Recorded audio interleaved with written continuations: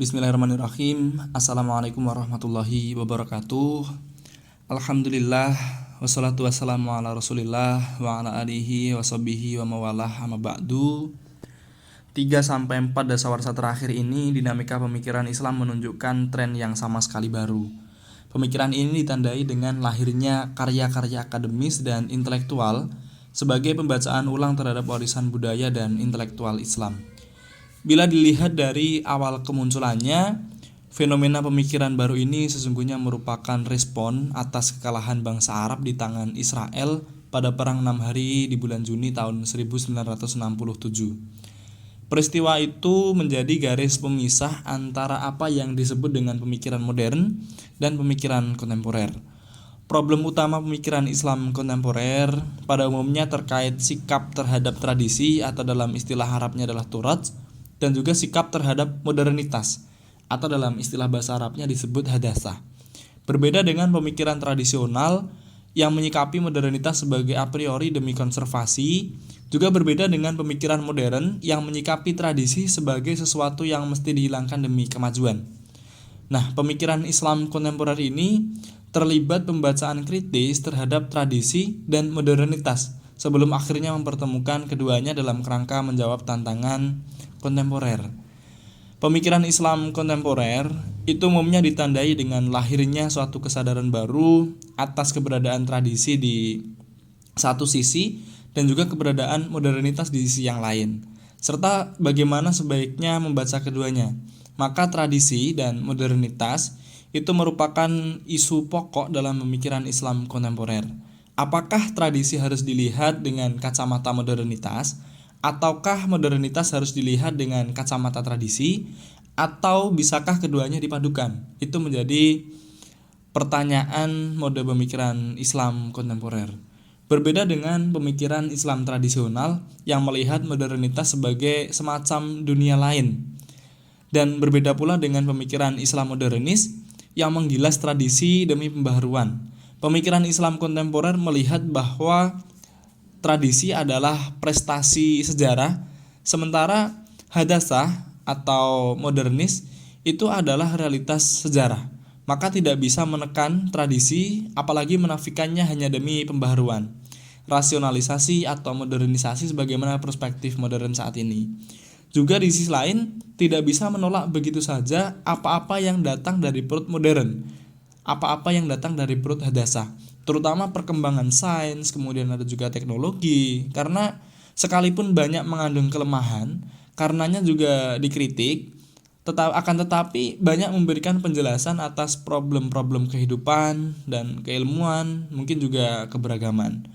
Maka keduanya, antara Turath dan juga hadasah, antara tradisi dan juga modernis ini harus bisa dibaca secara kreatif dengan sadar dalam model pembacaan kontemporer. Di sini, tradisi tidak hanya dibaca secara harfiah, tetapi pada basis pembentukannya untuk menemukan makna potensial sehingga bisa ditransformasikan di zaman kita saat ini. Tidak sebagaimana perspektif modernisme, apa yang datang dari barat itu diterima tanpa kritik, bahkan dianggap pasti baik dan juga benar. Dalam pembacaan kontemporer, modernis ini atau hadasah ini juga harus dibaca dengan kritis, dengan kritik, dengan mengambil jarak, dan juga untuk membongkar basis filosofis dan ideologisnya. Disinilah peran filsafat ilmu dan juga sosiologi dalam sejarah ilmu sebagai perspektif sangat diperlakukan sekali. Setelah keduanya dibaca secara kritis dan juga kreatif, lalu terbangun konstruksi pemaknaan yang baru, harapannya seperti itu. Sebagaimana disebutkan di atas, tren dan mode pemikiran demikian tidak bisa dilepaskan dari dinamika pemikiran yang berkembang 4-5 dasawarsa terakhir ini. Perkembangan ini ditandai dengan lahirnya karya-karya akademis dan intelektual sebagai pembacaan ulang terhadap warisan budaya dan intelektualisme Islam. Bila dilihat dari awal kemunculannya, fenomena pemikiran ini sesungguhnya merupakan respon atas kekalahan bangsa Arab di tangan Israel pada Perang 6 Hari di bulan Juni tahun 1967. Peristiwa itu yang menjadi garis pemisah antara apa yang disebut dengan pemikiran modern dan pemikiran kontemporer, sekaligus merubah peta pemikiran di dunia Arab. Nah, ini menurut Sadiq Al-Azm itu dia mengatakan bahwa peristiwa itu telah menimbulkan lahirnya gelombang self-criticism dan introspeksi di kalangan pemikir Arab Muslim. Kemudian ratusan publikasi yang bersifat deep social insight, kemudian ada self-analysis and a great measure of self-criticism, itu segera memenuhi literatur Arab Islam. Setiap orang pada waktu itu pada intinya sedang berbicara tentang perubahan, kritik dan alternatif, lalu berpendapat bahwa sesuatu mesti dilakukan untuk mendobrak situasi yang ada saat ini. Nah, akhirnya masing-masing mencoba memberikan penafsiran atas krisis yang sedang terjadi. Mereka mencoba mencari jawaban atas penyebab terjadinya peristiwa tersebut. Di antara sekian banyak interpretasi yang mengemuka, kritik epistemologi itu merupakan satu corak yang sangat populer di kalangan pemikir kontemporer ini. Misalnya ada tokoh Abdullah Al-Arawi dengan karyanya yang kemudian diterjemahkan ke dalam bahasa Arab menjadi Aidiyulujiyah Al-Arabiyah Al-Mu'asirah. Dalam karyanya ini, Arwi melakukan kritik terhadap akal Arab dan membongkar basis ideologinya. Dia mengkritisi pola pikir yang dikembangkan tokoh pembaharu Muslim, namanya adalah Muhammad Abduh. Meski tokoh ini telah berusaha untuk merestorasi dan merekonstruksi akal dalam usaha pembaharuannya, namun akal tersebut masih berpijak pada akal teologis abad pertengahan. Nah, kemudian ada tokoh lagi, Siddiq Jalal Al-Azm, itu akhirnya mengikuti jejak Arawi. Tidak lama setelah peristiwa 1967 itu, dia menulis buku berjudul Al-Naqd Al-Dati Ba'ad Al-Hazimah. Selain kedua nama di atas, masih ada beberapa nama-nama lain yang tak kalah pentingnya dalam belantika pemikiran Arab Islam hari ini. Di antaranya adalah Yasin Al-Hafidh dengan karyanya Al-Hazimah wa Al-Aidiyulujiyah Al-Mahzumah. Kemudian ada Ali Ahmad Said atau yang lebih dikenal dengan Adonis pada tahun, intinya dia itu dikenal dengan nama Adonis, yang pada tahun 1970 dia menyelesaikan disertasi doktornya yang kemudian diangkat menjadi buku dan diberi judul As-Sabit wa Al-Mutahawil. Seperti judulnya, buku ini mencoba mengidentifikasi yang permanen dan yang merubah dalam nalar Arab ya, dan selanjutnya berusaha untuk mendekonstruksikannya. Adonis seperti yang lainnya juga, dia menuduh bahwa kemenangan tradisionalisme atas nalar itu sebagai penyebab atas keterpurukan bangsa Arab hari ini. Nah, tema kritik nalar itu meski sudah muncul sejak tahun 1970-an, namun baru berkembang pada era 1980-an ke atas. Perkembangan ini tidak terlepas dari karya Muhammad Arkaun yang terbit pada tahun 1980-an.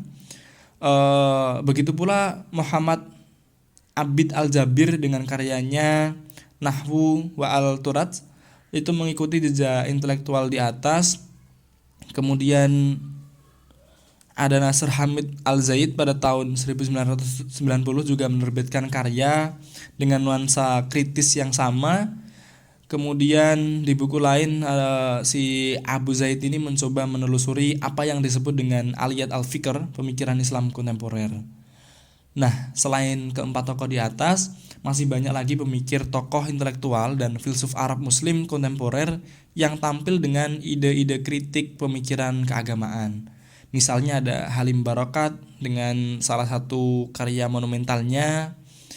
Kemudian ada Hisam Sarabi dengan teori neopatriarkinya. Kemudian ada Hanafi dengan proyek Al-Turat wa Al-Tajdidnya.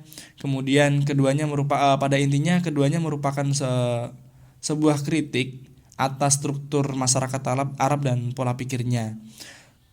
Tayyib Tazini dengan Minal Turat ila Al-Taurah itu juga salah satu tokoh pemikir pada waktu itu juga. Kemudian ada Mahmud Amin, Abdullah Lauroi dan lain sebagainya. Intinya para pemikir ini merasa perlu untuk menilai kembali tradisi keilmuan Islam yang telah kita warisi dari generasi Islam abad pertengahan sebagai usaha untuk merespon tantangan zaman dan menjawab persoalan yang sedang terjadi saat ini.